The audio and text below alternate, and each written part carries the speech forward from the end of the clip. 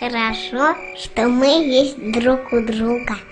Ты только представь, меня нет, ты сидишь один и поговорить не с кем. А ты где? А меня нет. Так не бывает. Я тоже так думаю. Ну вот вдруг меня нет, ты один. Ну, что ты будешь делать? Пойду к тебе. Куда? Как куда? Домой. Приду и скажу. Ну что ж ты не пришел, ежик? Вот глупый. Что же я скажу, если меня нет? Ну, если нет дома, значит, ты пошел ко мне. Прибегу домой. А, ты здесь. И начну. Что? Ругать. За что? Как за что? За то, что не сделал, как договорились. А как договорились? Откуда я знаю? Но ты должен быть или у себя, или у меня дома.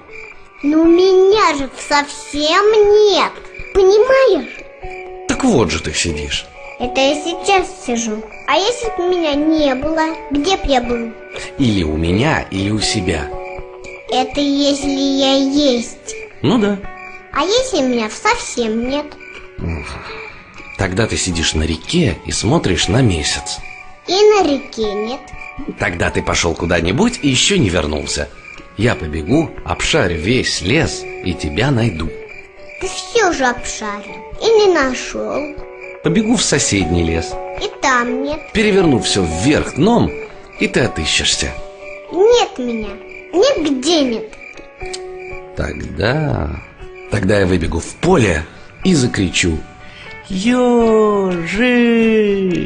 И ты услышишь и закричишь: «Медвежонок!» Вот. Нет. Меня ни капельки нет. Понимаешь? Ну что ты ко мне пристал? Если тебя нет, то и меня нет, понял?